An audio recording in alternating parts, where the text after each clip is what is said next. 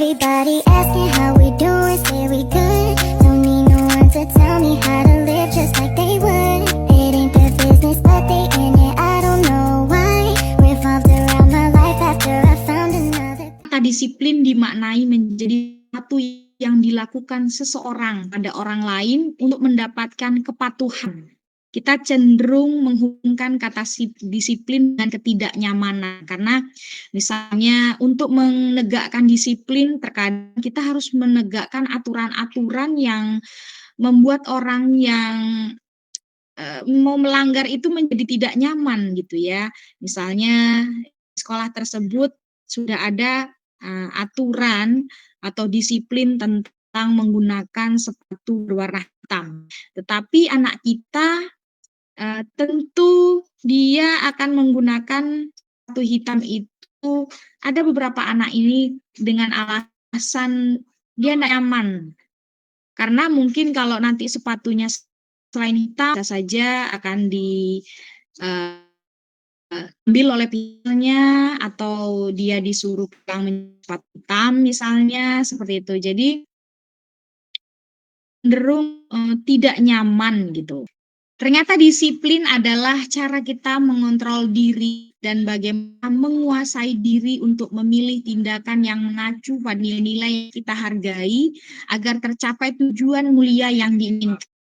Dengan kata lain, seseorang yang memiliki disiplin diri berarti mereka bisa bertanggung jawab terhadap apa yang dilakukannya, karena mereka mendasarkan tindakan mereka dan nilai-nilai kebajikan universal. Makna positif. Nah, kalau tadi kita berbicara tentang disiplin, sekarang kita berbicara tentang disiplin positif. Sebenarnya apa sih disiplin positif? Orang sering sekali menggaung-gaungkan kata-kata disiplin positif. Ternyata makna disiplin positif itu sesuai diungkapkan oleh KHD Undien Gosen, di mana kedua pakar tersebut mengartikan bahwa disiplin sebagai bentuk kontrol diri, yaitu belajar untuk kontrol diri agar dapat mencapai suatu tujuan mulia. Tujuan mulia di sini mengacu pada nilai-nilai, prinsip-prinsip mulia yang dianut seseorang. Kita namakan nilai-nilai tersebut sebagai nilai-nilai kebajikan universal. Jadi ketika dia bisa mengontrol dirinya untuk berbuat hal-hal yang tentunya selalu melakukan hal-hal yang baik, berarti dia termasuk orang yang bisa menerapkan disiplin positif. Sekarang, lalu apa tujuan dari positif itu? Sebagai pendidik, tujuan kita adalah menciptakan anak-anak yang memiliki disiplin diri sehingga mereka berperilaku dengan mengacu kebajikan universal dan motivasi intrinsik, bukan apa dalam hal ini anak penting sekali memiliki motivasi intrinsik. Apa sebenarnya motivasi intrinsik itu? Motivasi intrinsik adalah motivasi yang berasal dari dalam dirinya. Jadi dia melakukan disiplin itu karena memang dari dalam dirinya, bukan karena dia ditekan, bukan karena terpaksa, atau karena didorong oleh orang lain.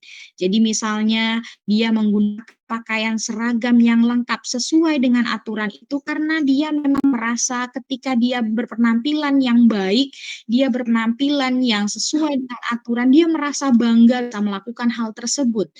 Tanpa harus misalnya kalau kamu tidak lengkap, maka kamu akan berbaris, upacaranya bedakan dengan teman yang lain misalnya, atau hal-hal yang lainnya.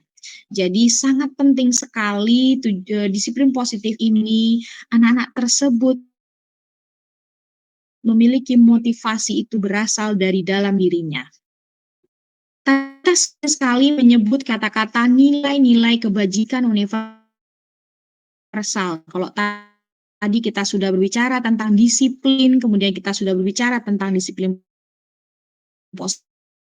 positif, lalu sekarang kita akan menggali nilai-nilai kebajikan universal. Sebenarnya apa sih nilai kebajikan universal itu gitu ya Bapak Ibu? Ternyata di sini adalah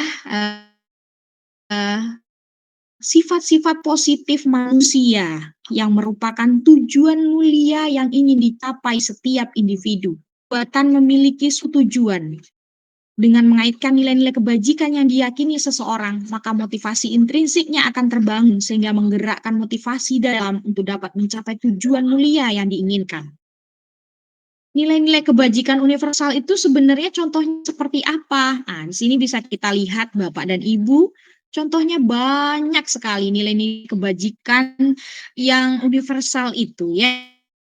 Nah, ada di sini nilai kandung di dalam profil pelajar Pancasila ya, ada 6 dimensi yang sama-sama kita ketahui, ada beriman, bertakwa kepada Tuhan Yang Maha Esa dan berakhlak mulia. Dan ada mandiri, keingintahuan, percaya. Kemudian ada juga 9 pilar karakter. Di situ ada kemampuan santun, kejujuran, baik dan rendah hati dan lain sebagainya.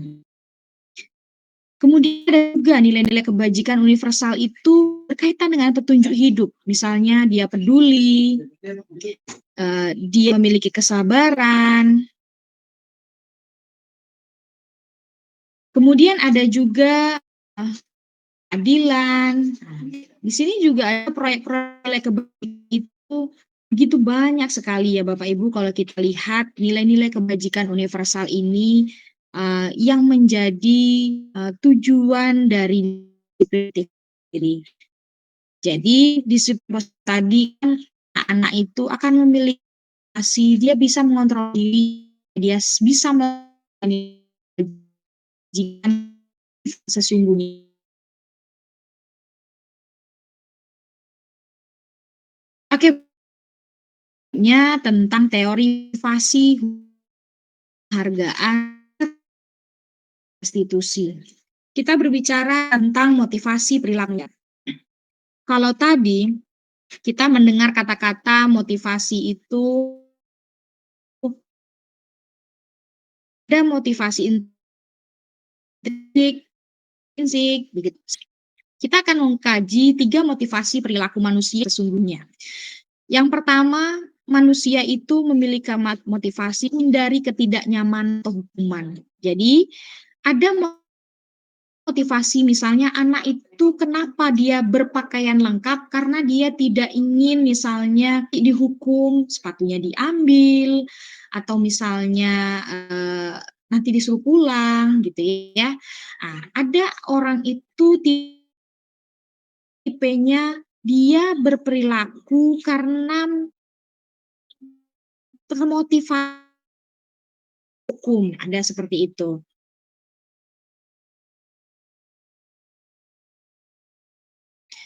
Melakukan sesuatu hal itu karena untuk mendapat imbalan atau penghargaan dari orang lain. Misalnya, dia mau tunjuk tangan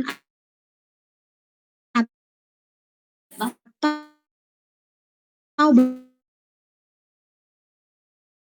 berpendapat di kelas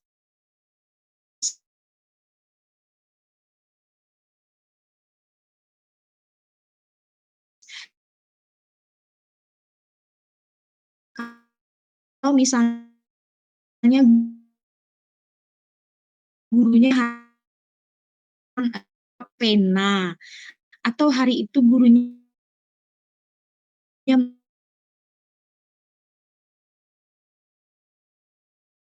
karena dia menginginkan menghargai dirinya sendiri, nilai yang mereka percaya. Misalnya, eee, saya percaya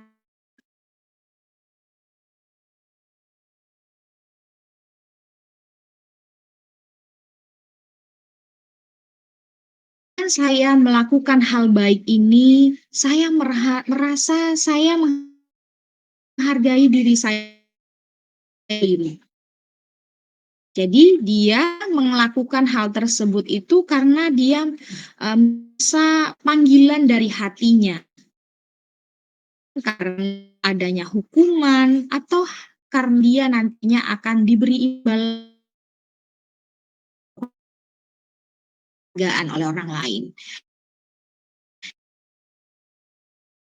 Jadi ada 3 tipe, motivasi perilaku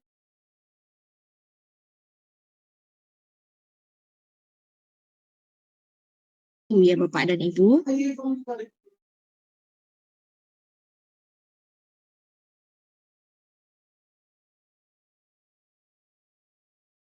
Apa ekstrinsik, intrinsik?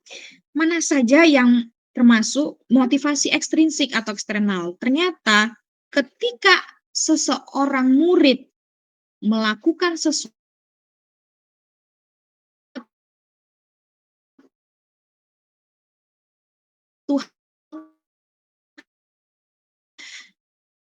karena dia ingin menghindari rasa nyaman atau menghindari tidak dihukum atau bahkan dia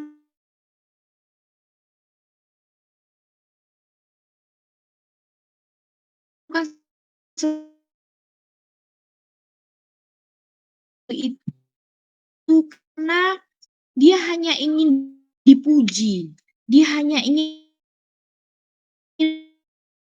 mendapatkan suatu imbalan.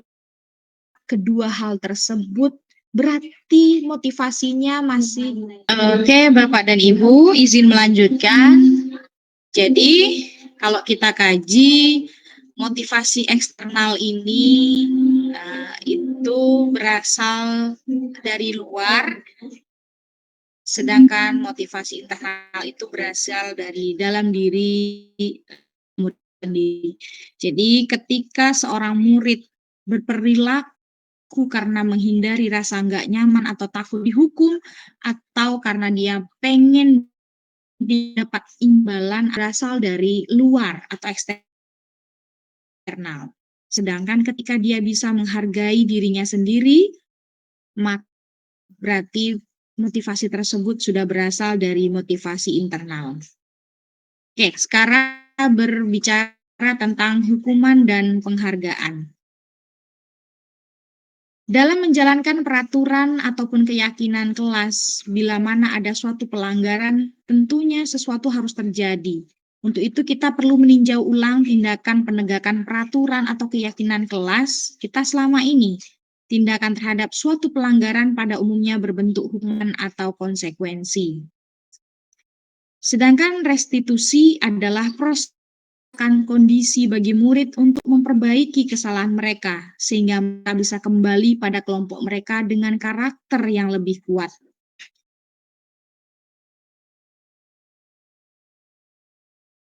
Oke, Bapak dan Ibu, kalau kita bedakan, sebenarnya hukuman, konsekuensi, dan restitusi itu ketiga hal yang berbeda. Jadi misalnya kalau hukuman itu karakteristiknya dia sesuatu yang menyakitkan harus terjadi.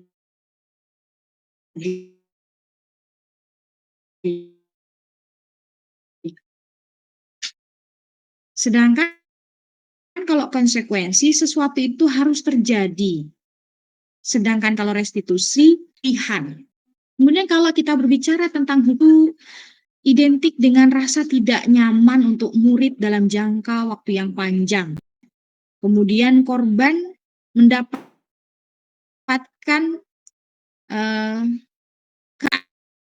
keadilan, sedangkan murid atau anak akan tersakiti. Kalau konsekuensi itu sesuatu harus terjadi, tidak nyaman untuk murid, tapi jangkanya pendek. Kalau hukuman jangkanya panjang, kemudian murid atau anak sedangkan kalau restitusi, mereka itu memilih sifatnya akan menguatkan murid dalam jangka waktu yang panjang, kemudian murid akan mendapatkan penguatan. Itu adalah perbedaan signifikan antara hukuman, konsekuensi, dan restitusi. Biasanya kalau hukuman ini, kalau dia berbicara dengan kata itu, awas kalau dilakukan lagi ya nanti ya, awas kamu. Ah, itu biasanya ciri-cirinya seperti itu. Kalau konsekuensi lakukan apa yang saya katakan. Kalau positifnya, apakah hal ini? Jadi kalau di dalam hal ini sangat berbeda sekali antara hukuman, konsekuensi, dan restitusi ya Bapak dan Ibu. Karena kalau hukuman ini, kita lihat hukuman ini dibuat oleh guru. Nah, kalau konsekuensi sudah ada guru, sudah ada anak, dua-duanya membuat kesepakatannya. Kalau restitusi tidak, dia ketika restitusi ini lebih cenderung dibuat oleh murid atau anak itu sendiri. Oke, sekarang coba kita sama-sama membedakan hukuman atau konsekuensi. Misalnya, lari mengelilingi lapangan basket 2 kali karena terlambat hadir di sekolah itu termasuk hukuman atau konsekuensi, Bapak dan Ibu? Kemudian membersihkan coretan yang dibuatnya di meja tulis, nah itu hukuman atau konsekuensi. Sampai yang terakhir berdiri di depan kelas sambil mengangkat kaki satu karena tidak bisa menjawab pertanyaan, itu termasuk hukuman atau konsekuensi. Nah, coba kita lihat dan Bapak Ibu. Oke, ternyata di sini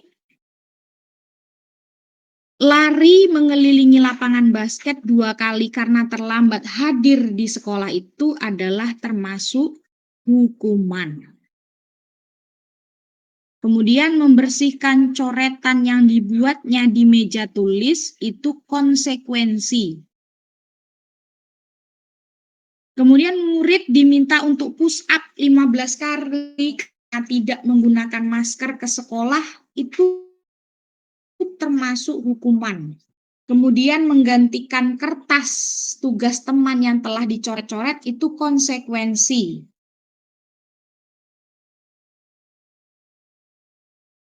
Berjemur di lapangan basket pukul 12 man. Kemudian murid diminta tidak beralas kaki sepanjang hari karena tidak menggunakan sepatu warna hitam sesuai peraturan sekolah. Nah, ini ternyata suatu hukuman. Kemudian berdiri di depan kelas sambil mengangkat kaki satu karena tidak bisa menjawab pertanyaan juga termasuk hukuman.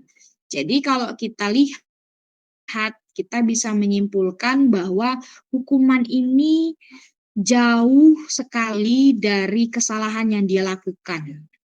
Tidak ada dampak baik gitu ya, maksudnya kalau konsekuensi kita lihat misalnya karena dia sudah mencoret meja, kemudian konsekuensinya dia harus menghapus atau membersihkan coretan itu sampai bersih. Jadi ada kesinambungan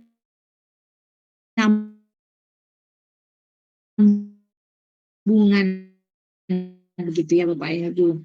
Kenyataan yang menurut saya sangat menarik. Di sini saya berjudul dihukum oleh penghargaan.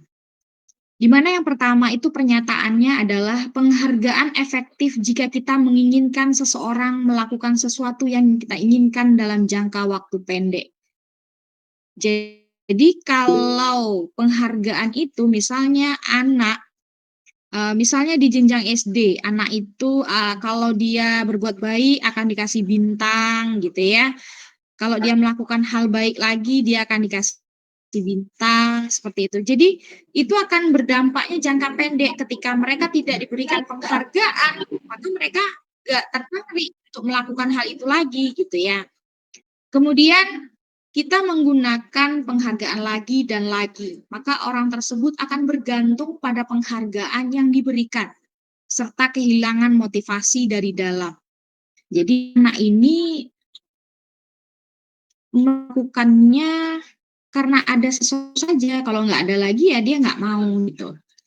Kemudian jika kita mendapatkan penghargaan melakukan sesuatu yang baik, maka selain kita senantiasa berharap mendapatkan penghargaan tersebut lagi, kita pun menjadi tidak menyadari tindakan baik yang kita lakukan. Jadi kita berbuat baiknya itu kita nggak merasa itu sesuatu yang baik gitu, yang tidak perlu ada penghargaan pun tetap dilakukan, tidak. Jadi dia merasa, ya dia melakukan itu, memang murni karena penghargaan itu sendiri. Misalnya dia berangkat tepat waktu, terlambat, misalnya anak itu karena misalnya diberi bintang gitu ya, atau misalnya di SMA atau SMP, dia berpendapat, diminta mengungkapkan pendapatnya, komunikasinya, karena nanti diberi imbalan misalnya, pena atau hal-hal yang lain gitu. Jadi dia akan melakukannya hanya karena ada yang diharapkan saja.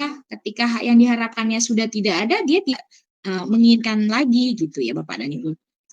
Kemudian di sini ada penghargaan itu nggak efektif ternyata. Suatu penghargaan adalah suatu benda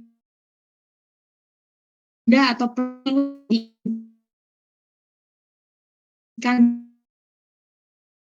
dibuat dengan persyaratan. Hanya jika Anda melakukan hal ini, maka Anda mendapat penghargaan yang diinginkan. Intinya misalnya atau diberi reward sesuatu apa gitu sama gurunya. Ternyata ketika dia naik ke jenjang berikutnya tidak ada pemberian reward sama seperti yang dilakukan oleh guru sebelumnya, maka dia akan merasa sangat kecewa sekali dan dia akan membanding-bandingkan seperti itu. Dulu guru saya ada gitu. Jadi dia melakukan hal kebaikan itu tidak muncul dari dalam dirinya. Kemudian jika kita memberikan seseorang suatu penghargaan untuk melakukan sesuatu, maka kita harus terus-menerus memberikan penghargaan itu. Jika kita ingin orang tersebut meneruskan perilaku yang kita inginkan. Jadi ada sebuah kasus ya Bapak dan Ibu, jadi anak-anak itu,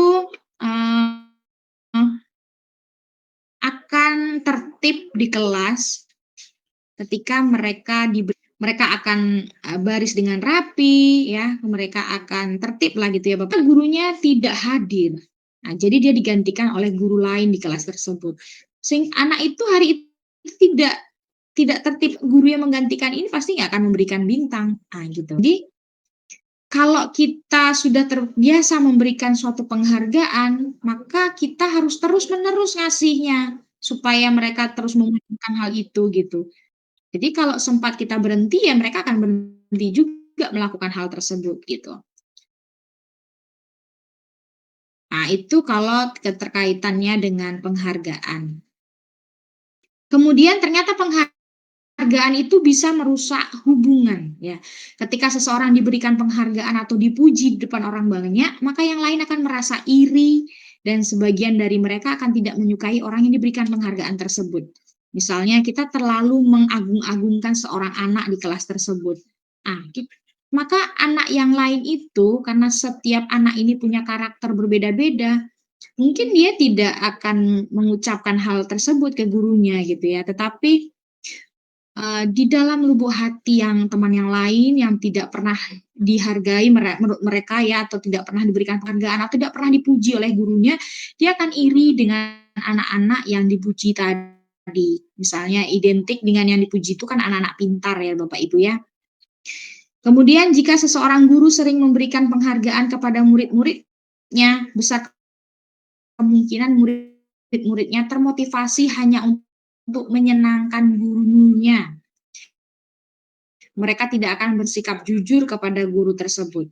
Jadi, dia ini cenderung melakukan sesuatu hal itu, karena gurunya suka memberikan penghargaan atau sering memberikan penghargaan, ya biar gurunya senang aja gitu, tidak karena muncul dari dalam dirinya gitu. Kemudian kecemasan. Jadi kalau kita akan ibu kasih hadiah ya, mereka akan bersaing. Sehingga setiap mereka itu cemas kalau mereka tidak berhasil mendapatkan penghargaan tersebut gitu. Jadi mereka itu tertekan kalau cemas itu. Jadi belajarnya itu tidak nyantai, tidak menyenangkan buat mereka jadinya. Kemudian Mereka yang percaya bahwa mereka tidak memiliki kesempatan untuk mendapat penghargaan akan berhenti mencoba. Jadi, hanya anak-anak tertentu saja yang akan berkompetisi gitu. Kemudian ternyata penghargaan juga mematikan kreativitas. Murid-murid diminta berpikir mengenai hadiah atau penghargaan yang bisa mereka dapatkan bila berhasil menulis sebuah puisi. Kreativitas kelompok murid-murid ini menjadi berkurang dibandingkan dengan yang tidak diberitahukan tentang hadiah yang bisa mereka terima. Jadi ketika seseorang tersebut diiming-imingi oleh suatu penghargaan, maka dia tidak menulisnya itu tidak muncul dari dalam hati gitu ya. Kreativitasnya itu dimatikan. Nah, seperti itu. Kemudian penelitian menunjukkan bahwa pekerjaan seni atau sebuah penulisan cerita menjadi kurang kreatif bila dijanjikan sebuah hadiah atau penghargaan. Jadi, begitu berbahayanya ya suatu penghargaan itu ternyata kalau kita tidak tepat menggunakannya. Kemudian ternyata penghargaan itu juga menghukum. Siapa yang dihukum? Ternyata penghargaan menghukum mereka yang tidak mendapatkan penghargaan. Jadi anak-anak yang tidak dapat pen, tidak dapat misalnya jajan atau permen gitu ya, mereka merasa tidak mendapatkan penghargaan. Kemudian memberikan penghargaan dan hukuman ada hal yang sama karena kedua mengendalikan perilaku seseorang. Jadi antara penghargaan dan hukuman itu ternyata sama-sama tidak baik gitu ya. Kemudian motivasi dalam diri. Nah, yang kita harapkan ya Bapak dan Ibu, kalau bisa seorang anak itu memang melakukan sesuatu itu berasal dari dalam dirinya. Oke, materi selanjutnya yaitu tentang keyakinan kelas. Sekarang mengapa keyakinan kelas, mengapa peraturan kelas saja gitu ya pertanyaannya. Untuk memahaminya, mari kita diskusikan pernyataan bahwa kita memiliki peraturan tentang penggunaan helm pada saat mengendarai motor gitu ya. Sebenarnya apa sih nilai kebajikan? Kemungkinan jawabannya itu untuk keselamatan. Kemudian ada pertanyaan lagi. Mengapa kita memiliki peraturan tentang penggunaan masker dan mencuci tangan setiap saat ketika wabah COVID-19 kemarin? Mungkin jawabnya itu karena kesehatan atau karena keselamatan gitu ya Bapak Ibu. Nilai-nilai keselamatan atau kesehatan inilah yang kita sebut sebagai suatu keyakinan. Kalau kita kaitkan dengan contoh tadi, yaitu nilai-nilai kebajikan universal yang disepakati secara tersirat dan tersurat lepas dari jadi akan lebih memotivasi seseorang dari dalam gitu ya. Seseorang akan lebih tergerak dan bersemangat untuk menjalankan keyakinannya daripada hanya sekedar mengikuti serangkaian peraturan tertulis tanpa makna. Murid-murid pun demikian, mereka perlu mendengarkan dan memahami arti sesungguhnya tentang peraturan-peraturan yang diberikan. Apa nilai-nilai kebajikan di balik peraturan tersebut, tujuan utamanya, dan menjadi tidak tertarik atau takut sehingga hanya sekedar mengikuti serangkaian peraturan-peraturan yang mengatur mereka tanpa memahami tujuan mulianya. Sekarang, apa sih karakteristik dari pembentukan keyakinan sekolah atau keyakinan kelas? Atau istilahnya kita sering dengar dengan kesepakatan kelas. Jadi keyakinan kelas itu bersifat lebih abstrak daripada dan konkret. Kemudian keyakinan kelas berupa ya, berupa pernyataan-pernyataan universal. Pernyataan keyakinan kelas senantiasa dibuat kalimat positif, kemudian keyakinan kelas hendaknya tidak terlalu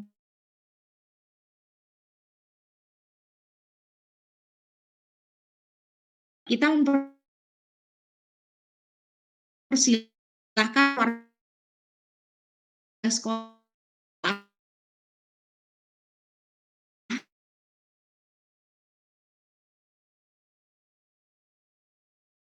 atau murid-murid di kelas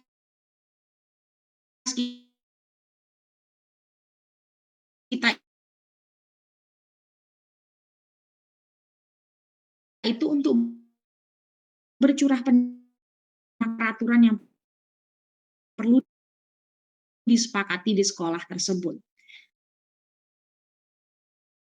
Misalnya, kan seluruh itu bercurah pendapat yang disepakati bersama-sama.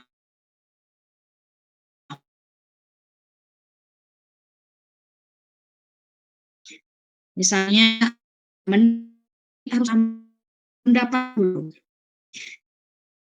Dia mencatat masuk dari para murid ini. Di papan tulis ya, itu ditulis kemudian ditempel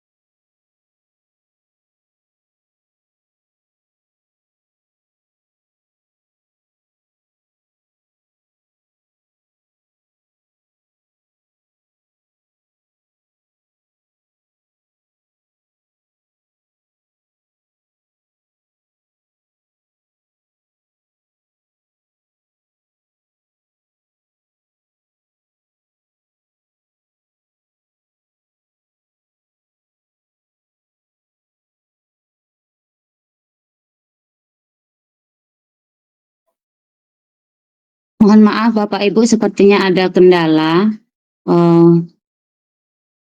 Bagaimana kalau kita buka sesi tanya jawab saja Bapak Ibu, agar kegiatan kita tidak terlalu lama menunggu eh, pemateri kita untuk perbaikan masalahnya. Baik Bapak Ibu, jika ada pertanyaan, boleh silakan bertanya dengan menekan tombol item tangan. Nah, nanti akan saya persilakan kita buka sesi untuk 3 orang ya Bapak Ibu.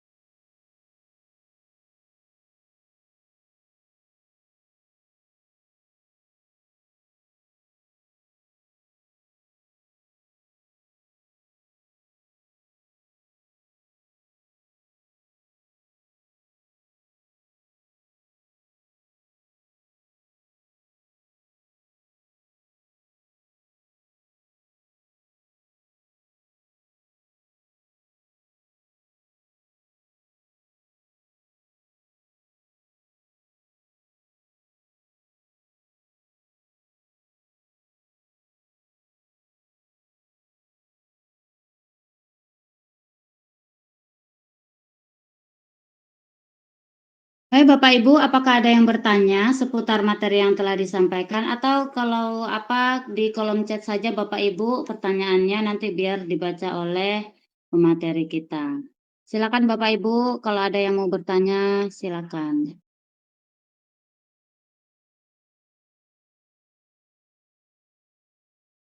Oke, izin Bu Dewi, izin masuk kembali. Mohon maaf Bapak dan Ibu semua. Tadi saya terlempar ya, jadi itulah kalau daring ini kendala kita terkadang masalah jaringan gitu. Tapi mudah-mudahan tidak mengurangi arti atau makna dari pertemuan kita pada pagi hari ini.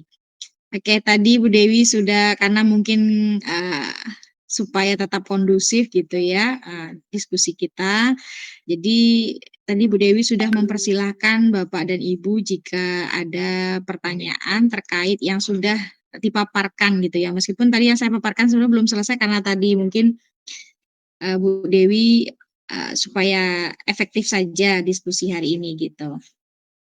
Bapak Ibu silahkan saja nanti kalau memang ada pertanyaan silahkan disampaikan di kolom chat atau ada beberapa hal yang kontradiksi dengan pemahaman Bapak Ibu atau ada sesuatu hal yang menurut Bapak Ibu perlu penjelasan lebih dalam gitu ya nanti kita di sini saling diskusi karena di sini saya nampak ada beberapa CGP hebat termasuk salah satunya di sini ada Pak Adam Malik ya yang baru saja selesai mengikuti PGP angkatan 10 ya atau 9 ya Pak Adam ya. Kemudian ada Bu Dewi Sriani juga CGP dulu CGP sekarang sudah guru penggerak ya. Jadi Pak Adam Malik dan Bu Dewi Sriani itu sudah guru penggerak. Atau mungkin di sini yang lain dari nampak saya ada dari beberapa sekolah lain di sini bisa saja juga termasuk guru penggerak yang bisa nantinya menambahkan kalau ada pertanyaan dari rekan-rekan kita.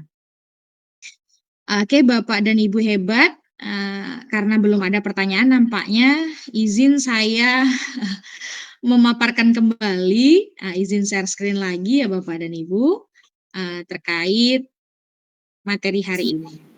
Itu ada yang raise hand, Bu Yuli, ada yang raise hand, Bu Yuli. Oke, terima kasih Bapak. Oke, di sini ada Bu Ayunda Friyatma, oke ya. Oke, dipersilahkan Bu Ayunda Friyatma, ya, diskusi kita tidak terlalu mengantuk karena di sini kita tidak ada yang paling hebat ya Bu, di sini kita saling diskusi saja. Oke, silahkan Ibu. Terima kasih atas kesempatannya, Bu. Eh, ad- Pada beberapa waktu yang lalu pernah saya dapati dalam kelas, saya bertemu dengan peserta didik itu yang mendongkol. Ya, dia diminta berdiri ke depan kelas untuk menuliskan eh, tentang materi hari itu. Nah, tapi peserta didik itu tidak mau, malahan dia maksudnya dia itu tidak ingin berdiri ke depan, dia cuma mau duduk di belakang. Ya. Bahkan misalnya kalau jadi Ananda tidak mau ikut belajar kata saya kan, Ananda mau ikut berpartisipasi atau tidak kan? Dia tetap saja maunya duduk saja. Nah kalau misalnya kita bertemu dengan anak yang seperti itu bagaimana Bu? Yang bagusnya? Kadang kan kalau kita melihat anak yang seperti itu, dia menjawab perkataan kita, kan kita menjadi merasa diabaikan, merasa bagaimana itu tidak dihargai gitu. Kadang kan kita terkadang bisa membuat emosi kita itu naik gitu. Kalau dulu mungkin kalau seperti ada anaknya agak kasar gitu Bu kan, kita ingin saja mengatakan pergi saja kamu keluar gitu. Bagusnya seperti apa, Bu? Terima kasih, Bu. Iya, sama-sama Bu Ayunda Friyatma. Terima kasih. Oke, mohon maaf sebelumnya Bu Ayunda, kalau boleh tahu Ibu dari jenjang apa, dari mana kalau boleh tahu? Saya dari SMA 1 Hiliran Gumanti, Bu. Kabupaten Solo. Jauh sekali ya Ibu ya. Salam kenal ya Bu Ayunda Friyatma. Kalau SMA berarti Ibu dia? Iya, Bu. Oke, Kalau berarti anak sampai SMA kan udah agak besar-besar itu, Bu. Oke, sama ya. Saya kebetulan kami juga dari ini kombel SMA. Jadi Ya. ibaratnya kita sama gitu ya, setara sama-sama jenjangnya. Oke, izin menanggapi ya Ibu, nanti nanti ada juga kita mintakan tambahan dari rekan-rekan yang lain, termasuk ada Pak Adam dan Ibu Dewi Sriani dan lain nanti dimohon memberikan tambahan. Izin sebelumnya Bu Ayunda Friyatma. Jadi anak tadi tuh permasalahannya anak mendongkol ya. Ibu kalau boleh tahu Ibu mapelnya apa nih ya Bu? Mapel biologi, Bu. Biologi itu biasanya mapel yang kita sama-sama tahu itu kami Bu ya. Untuk mapel moving itu terbanyak Bu. Iya. Tapi masalahnya kadang di kelas 10, Bu. Kalau kelas 10 itu kan anak dari dia. Iya. Jadi sebenarnya biologi itu kalau di sekolah kami adalah mapel yang memang diincar oleh anak-anak gitu ya. Begitu luar biasanya mapel biologi ini. Saya mengakui sekali, bahkan matematik tidak bisa bersaing ya. Untuk mencari anak moving di kelas 11 dan 12 itu jauh sekali, tidak bisa. Oke, tadi permasalahannya anak ini Ibu minta menuliskan sesuatu materi ya ke depan, tetapi anak ini mendongkol dan pada akhirnya anak ini nggak berhasil maju ke depan ya Bu, Ibu tidak berhasil membuat mereka maju ke depan gitu ya Bapak Ibu ya. Oke, izin mendekati Ibu kalau masalah seperti ini, alangkah baiknya ketika di awal pembelajaran itu antara ibu dan anak itu membuat suatu kesepakatan kelas dulu terlebih dahulu, itu sebaiknya. Atau karena misalnya ibu baru tahu sekarang, ibu juga tidak masalah membuatnya mulai dari sekarang gitu ya. Ibu buat kesepakatan antara ibu dengan anak-anak gitu. Minta mereka mencurahkan dulu dari mereka, termasuk permasalahan yang muncul-muncul seperti ini, Bu, gitu. Kemudian apa langkah-langkahnya dari kesepakatan tersebut jika mereka itu nantinya melanggar gitu. Istilahnya ada konsekuensinya gitu ya. Jadi dibuatlah kesepakatan dulu antara ibu dengan anak-anak. Jadi misalnya kalau mereka ini nanti tidak aktif ya, atau di kesempatan kelas itu misalnya mereka harus aktif, ayo dong anak-anak kita aktif. Mungkin itu salah satunya. Kemudian ada cara lain Ibu, misalnya dengan anak-anak ini kan Pak saya sekarang lagi suka-sukanya dengan berhubungan dengan media yang inovasi gitu Bu. Maksudnya ciptakanlah pembelajaran itu yang menyenangkan gitu Bu. Jangan mereka ini merasa terbeban. Maksudnya Ibu bagaimana Ibu di dalam kelas misalnya menciptakan game, ice breaking atau pembelajaran berbasis bermain gitu misalnya ular tangga atau susun kata, itu banyak sekali aplikasi-aplikasi yang bisa kita gunakan di kelas Ibu gitu. Jadi terkadang dengan hal demikian mereka itu punya keinginan sendiri untuk ikut gitu. Jadi pokoknya coba Ibu ciptakan dulu pembelajaran di kelas Ibu itu pembelajaran yang inovasi, yang menyenangkan, yang memang cocok sama dunia mereka gitu Bu. Coba sekarang kalau misalnya zaman sekarang kita masih ceramah gitu ya Ibu ya, bukannya ceramah nggak boleh, tetapi maksudnya karena anak-anak zaman sekarang kita sama tahu gitu kan, zaman milenial itu mereka tuh lebih suka yang dekat dengan dunianya gitu. Jadi mereka akan tertarik misalnya kalau kita ngadain kuisis misalnya atau kita ngadain pembelajaran itu yang berbasis game gitu ya. Jadi buat mereka tertarik aja dulu gitu Bu. Jangan mereka itu merasa di kelas itu beban gitu, tertekan gitu Bu. Jadi mungkin caranya kalau Ibu biar lebih banyak atau kaya inovasi, Ibu bisa mengunjungi PMM itu Bu, atau berkarya atau di berbagai praktik baik, atau di TikTok, di YouTube itu banyak sekali Bu tutorial cara mengadakan pembelajaran yang menyenangkan. Ibu boleh coba misalnya berbasis ular tangga Ibu, misalnya salah satunya. Itu saya yakin pasti di kelas Ibu itu akan antusias, riuh gitu Ibu. Jadi kalau untuk menghadapi anak-anak yang tersebut, kalau saya lebih kita memperbaiki saja Bu caranya. Karena kalau nanti Ibu terbawa emosi ya kan, payah bisa jadi kita nanti malah jadi sakit Ibu gitu. Kadang mereka aja nggak terlalu dipikirkan gitu kan, maksudnya dia berbuat itu aja nggak terlalu dipikir-pikirin gitu Bu. Nggak terlalu dijadikan suatu apa gitu sama dia ngerasa nggak yang penting gitu. Tapi kita ngerasa apa gitu jadinya kan nggak enak, jadi kepikiran gitu Bu. Jadi kalau yang sudah berlalu, kalau menurut saya Ibu ya biar sajalah kan sudah lewat. Maksudnya gimana ke depannya Ibu seperti itu Ibu. Jadi ice breaking saja Ibu. Saya mencobakan di kelas cuman dengan ice breaking gitu ya. Terus kalau belajar saya keliling ke kelas itu, saya kelilingi anak itu, saya ajak ngobrol. Pokoknya kita buat mereka itu enjoy gitu Ibu. Anak-anak yang awalnya dulu sama saya di kelas sebelumnya itu hanya kerjaannya tidur, masih untung Ibu itu anaknya terbangun, gitu kan.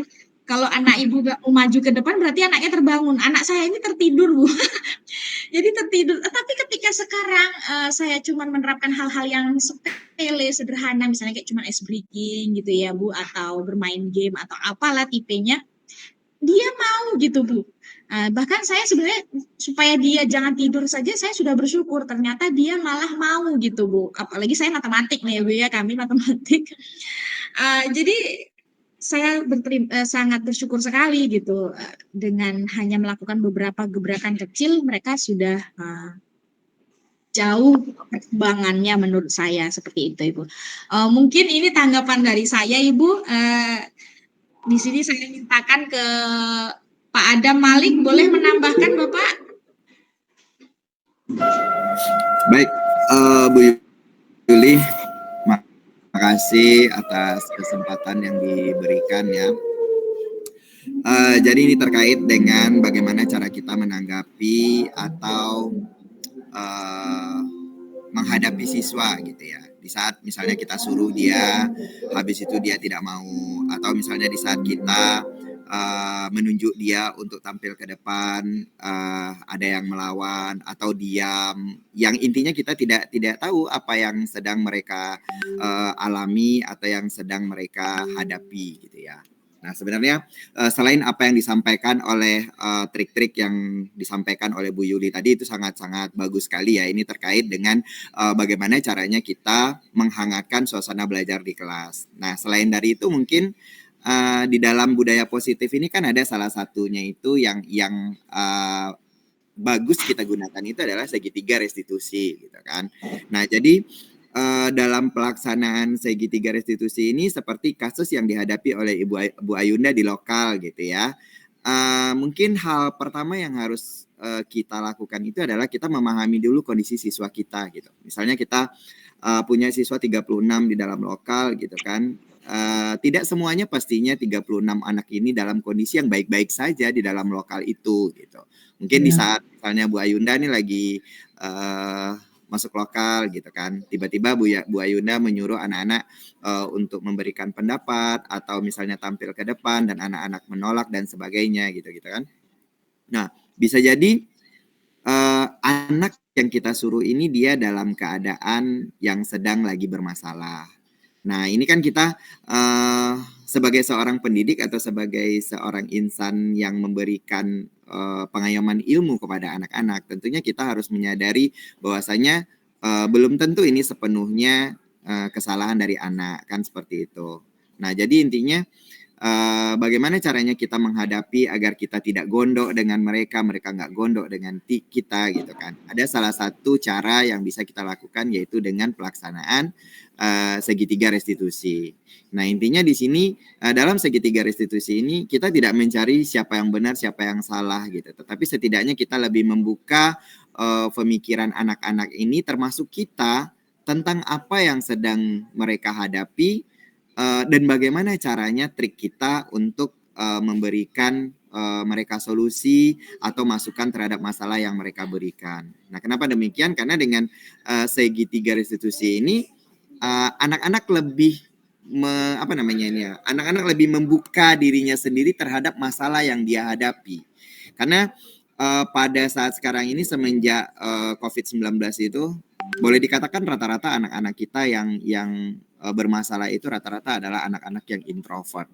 Nah, anak-anak introvert ini rata-rata mereka sebenarnya mempunyai IQ yang bagus, mempunyai pemahaman yang bagus, tetapi mereka tidak mau mengungkapkan apa yang mereka miliki gitu, karena mereka terfokus terhadap dirinya sendiri gitu. Jadi terkadang kita ngomong pun bagi mereka mungkin bagi kita tersinggung gitu, bagi mereka oh saya biasa aja gitu, saya sebenarnya nggak ada bikin masalah dan sebagainya. Nah, sementara kita sebagai gurunya sudah merasa tersinggung dan sebagainya gitu. Nah jadi ini mungkin cara atau trik kita menghadapi anak-anak yang seperti ini sehingga mereka setelah kita melakukan segitiga restitusi ini mereka bisa nyaman kembali, mau kembali belajar dengan kita, dan mereka merasa bahwasanya dengan keberadaan diri mereka di lokal itu, mereka merasa lebih dihargai dan dibutuhkan. Mungkin itu Bu Yuli sedikit tambahan ya, selain dari apa yang Bu Yuli sampaikan tadi, segitiga restitusi sebagai salah satu solusi untuk menghadapi anak-anak yang bermasalah. Mungkin itu Bu Yuli. Makasih Bu Ayunda. Assalamualaikum. Terima kasih. Assalamualaikum warahmatullahi wabarakatuh. Oke, terima kasih luar biasa sekali masukan atau tambah Bapak guru penggerak kita ini ya Ibu dari SMA 1 Laknan 2 Pak Adam Malik Damanik SPD MPDE. Oke, apakah dari Bapak Ibu dan yang lain ada yang ingin menambahkan? Kita kembalikan ke Bu Ayunda. Bagaimana Ibu tanggapan Ibu setelah dijawab atau ditanggapi oleh saya dan Pak Adam? Ya, terima kasih Bu Yuli dan Pak Adam. Sangat benar sekali ya apa yang Bapak Ibu sampaikan. Mungkin memang kadang kita sebagai guru juga kadang lupa gitu kan refleksi diri kita. Ya, Untung Bapak Adam juga sudah mengingatkan saya tadi. Berarti kita harus lebih banyak belajar lagi ya Bu ke depannya. Iya, Terima benar kasih sekali Bu banyak. Ayunda. Iya, terima kasih sekali lagi Bu Ayunda yang sudah berkontribusi memberikan pertanyaan, karena kalau kita berdiskusi itu lebih hidup saja suasana ya Bapak Adam, Iya. Bu Ayunda ya. Oke, kalau Bu Ayunda apakah ada permasalahan yang lain, disilahkan, karena pasti kita sebagai seorang guru itu banyak sekali ya permasalahan yang kita hadapi gitu, karena setiap kita pasti punya cerita.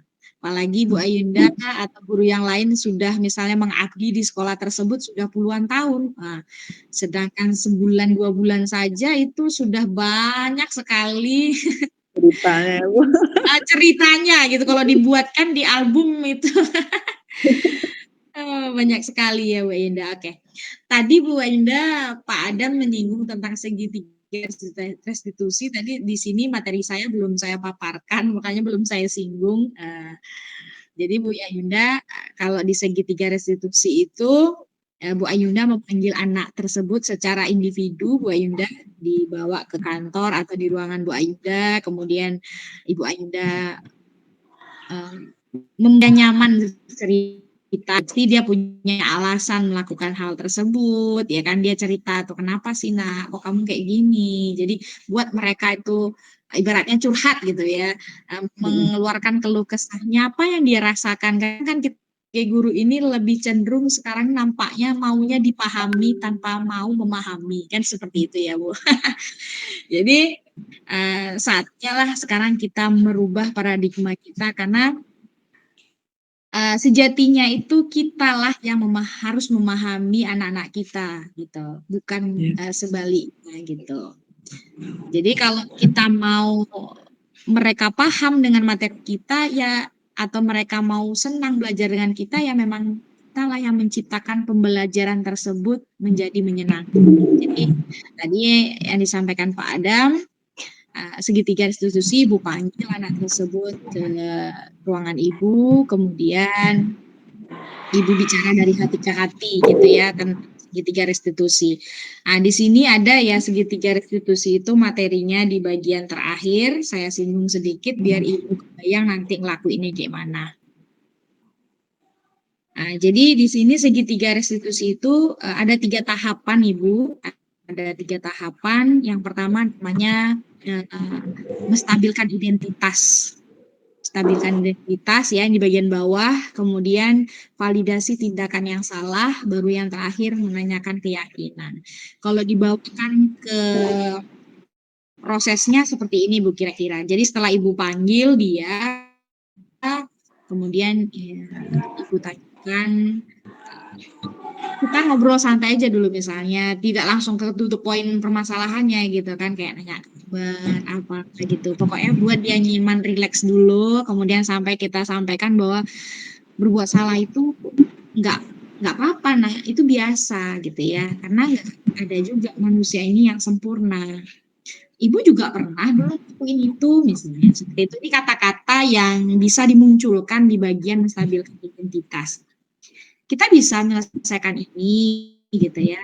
Kemudian kamu berhak merasa begitu kalau misalnya kamu tuh nggak nyaman misalnya di kelas. Pokoknya ini adalah referensi kata-kata. Tapi kalau Ibu bisa membuat kata-kata yang lain daripada ini yang tujuannya membuat dia rileks, bisa menceritakan nantinya apa yang dia rasakan, itu tidak masalah. Kemudian ada bagian validasi tindakan yang salah. Nah, di sini Ibu mulai menggali ya. Nah, sebenarnya kamu ngelakuin itu tuh karena apa sih misalnya? Atau kamu pasti punya alasan kan kenapa kamu lakuin itu? Kenapa sih kamu nggak mau kalau Ibu suruh nulis gitu? Jadi kita buat dia mekan gitu apa yang dia rasakannya gitu. Kemudian di bagian terakhir meyakinkan, menanyakan yakinnya. Ini yang kelas itu misalnya harus aktif buat di awal gitu Ibu. Nah, jadi kalau sekarang bisa Bu udah nggak awal lagi, ya nggak apa-apa itu. Dia lebih baik misalnya baru tahu sekarang ya buat sekarang gitu Bu. Jadi kalau mereka mulai melenceng dari yang kita harapkan, ingatkan dia dengan kesepakatan itu. Terus di bagian ini pentingnya kita itu menggali anak-anak ini bisa menyelesaikan permasalahan dari dirinya sendiri. Gitu. Misalnya misalnya ini ada anak kasusnya terlambat misalnya. Nah, jadi tadi kan setelah kita gali dia kan di bagian 1 dan 2 dia udah cerita nih, kenapa terlambat tadi malam nonton game Bu, main game gitu kan. Kemudian bangunnya kesiangan gitu. Nah, kita tanyakan di bagian menanyakan keyakinan ini, kira-kira ke depannya apa kamu mau kayak gini terus nih? Terus dia jawab misalnya enggak. Lalu gimana supaya enggak gini terus misalnya supaya kamu bisa lebih baik ke depan.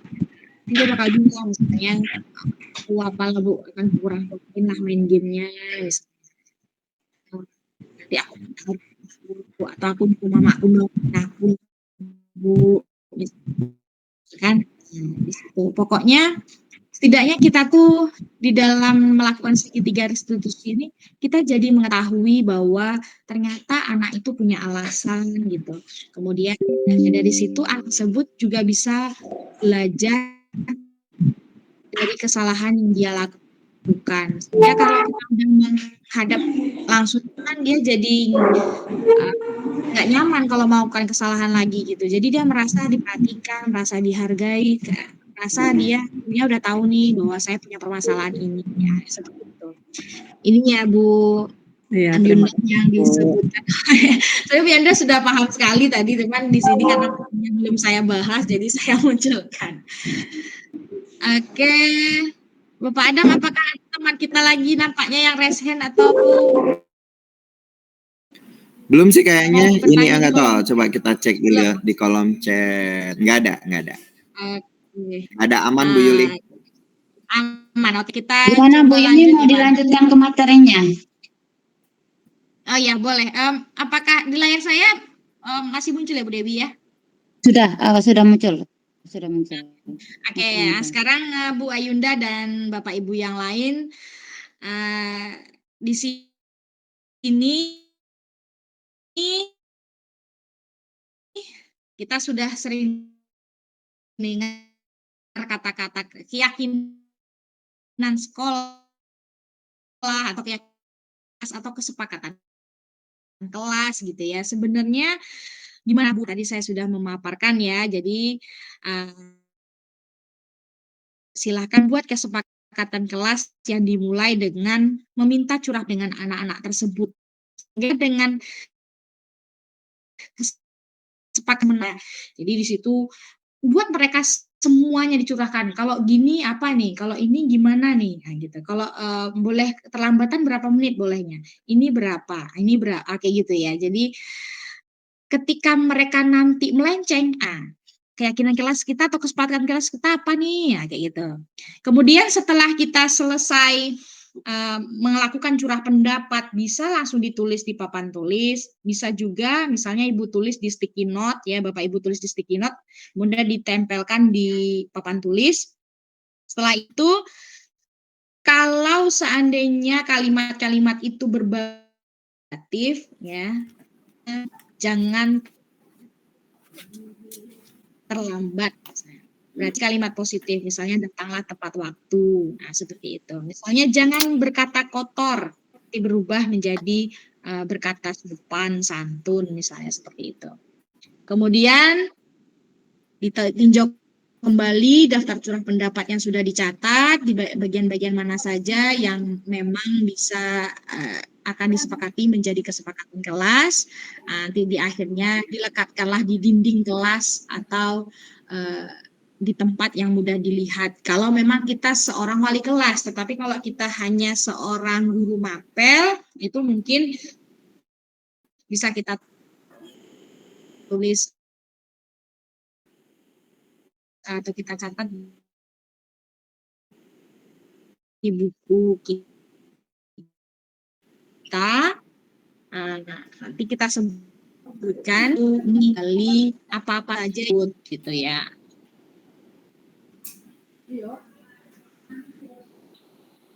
Kemudian Kemudian materi kita itu kalau kita bicara tentang budaya positif itu ada kebutuhan dasar manusia.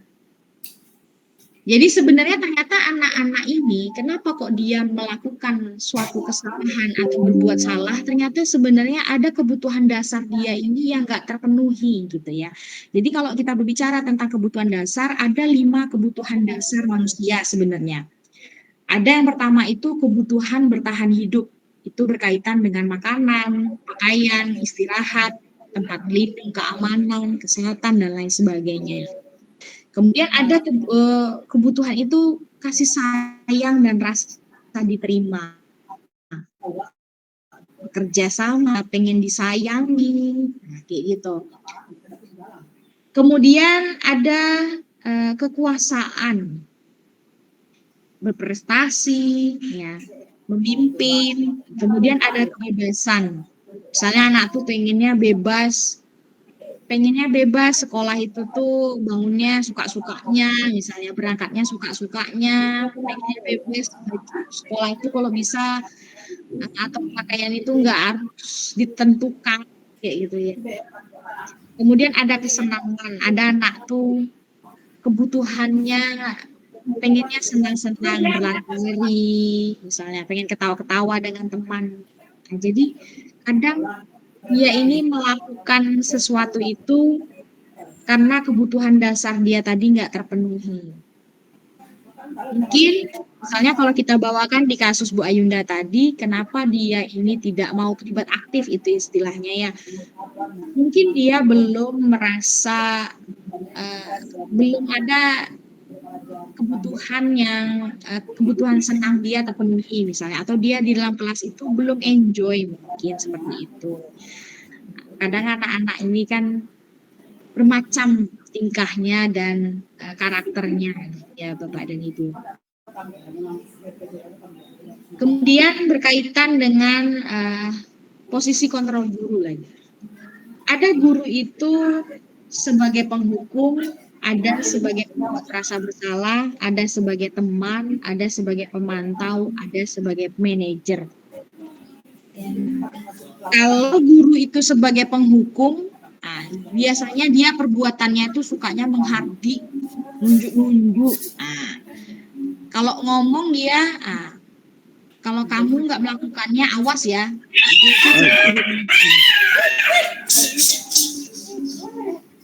Kemudian ada pembuat merasa bersalah. Nah, kita buat dia itu, anak itu menjadi merasa bersalah. Nah, itu berarti guru itu sebagai pembuat merasa bersalah. Kemudian ada sebagai teman, mantau, ada sebagai manajer. Nah, dalam hal ini yang paling baik itu sebaiknya guru sebagai manajer. Jadi ketika mereka melakukan kesalahan, anak itu bisa mengungkapkan sendiri kesalahannya, kemudian bisa mengungkapkan alasannya, dan bisa memperbaiki sendiri atau menyelesaikan sendiri permasalahan yang dihadapinya.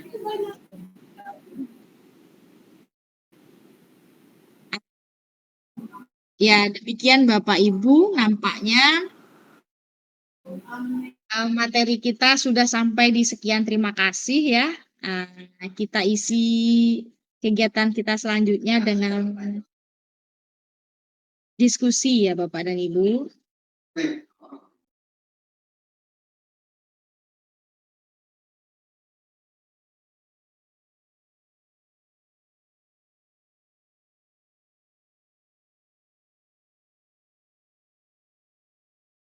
Apakah di antara Bapak dan Ibu ada yang ingin mengungkapkan pertanyaan? Dipersilakan. Baik Bu Yuli. Oke, baiklah, penyampaian materi lanjutannya sudah selesai. Bapak Ibu jika masih ada yang belum paham atau ada pertanyaan yang perlu kita diskusikan, saya persilahkan boleh di kolom chat, boleh juga di sini. Resen ya Bu Dewi ya. Oke. Iya, resen, silakan Bapak Ibu kalau ada pertanyaan dipersilakan.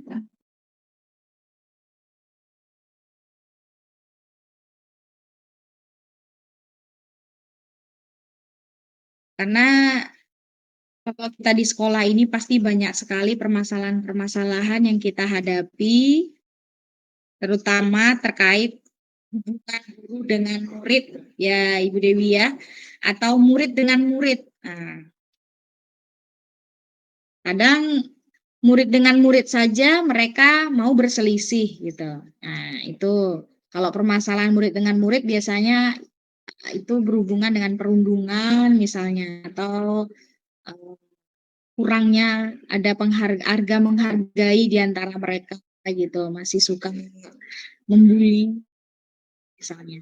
Kalau permasalahan guru dengan murid itu biasanya misalnya terkait dengan pembelajaran, masih ada anak yang suka alfa, masih ada anak yang nggak mau terlibat dalam pembelajaran, acuh nggak acuh, disuruh ngerjain PR nggak mau. Nah, nanti di kelas misalnya kerjaannya tidur gitu ya. Silakan Bapak dan Ibu, masih ada yang ingin didiskusikan, karena disinilah tempat atau wadah kita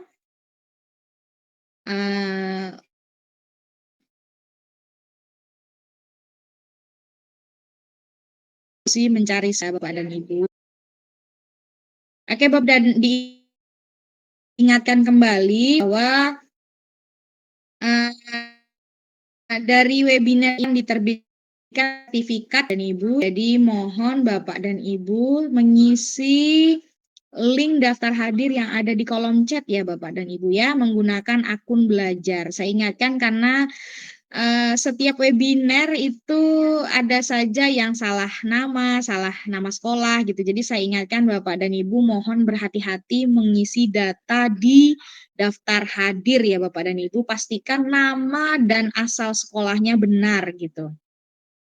Kemudian nanti akan dikirimkan di link Google Drive yang kami sematkan nanti di grup Kombel sekolah kami.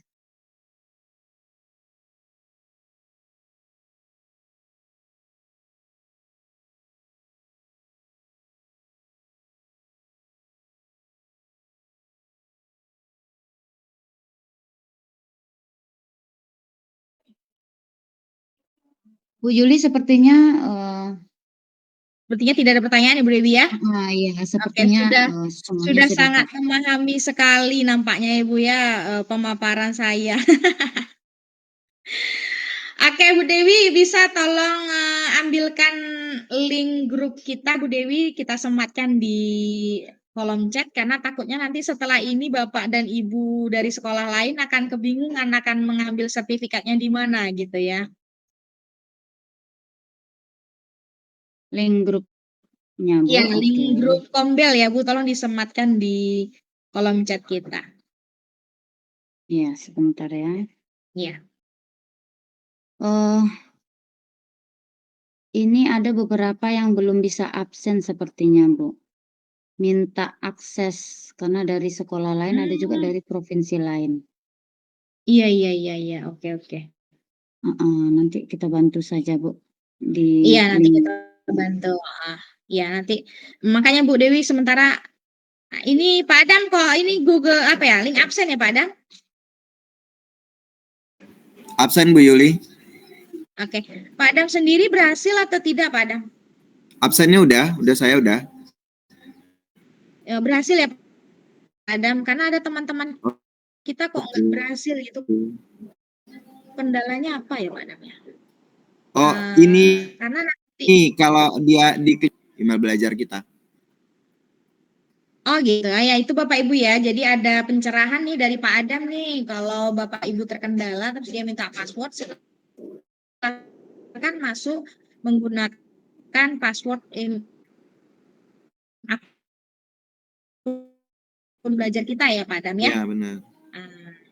Oke, jadi coba lagi Bapak dan Ibu, karena nanti kalau Bapak dan Ibu tidak mengisi link absen, maka sertifikat tidak bisa diterbitkan ya Bapak Ibu, karena kami tidak mempunyai datanya.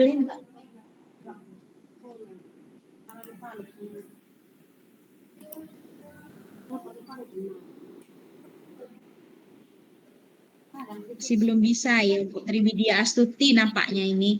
Bu Okta, apakah Bu Okta masih hadir di ruangan Zoom ini? Kami ada Bu Okta, di sini ada Bu Dewi Sriani adalah tim Kombel, jadi kami bersama-sama membuatnya gitu ya, baik daftar hadir dan lain sebagainya. Bisa dibantu Bu Okta di sini, kenapa teman kita ada yang belum bisa gitu? Kalau Pak Adam sendiri berhasil ini nampaknya ya. Indah, Bu Indah bagaimana Pak Ferry? Apakah sama dengan Putri Widya?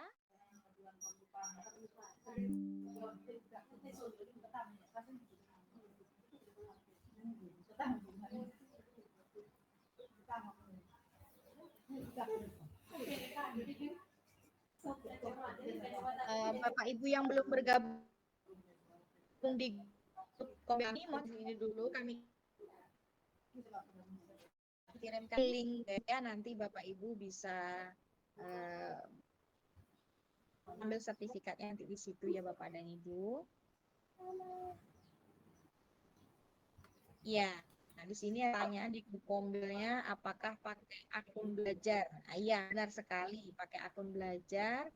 Jadi kalau enggak pakai akun belajar dia tidak akan berhasil.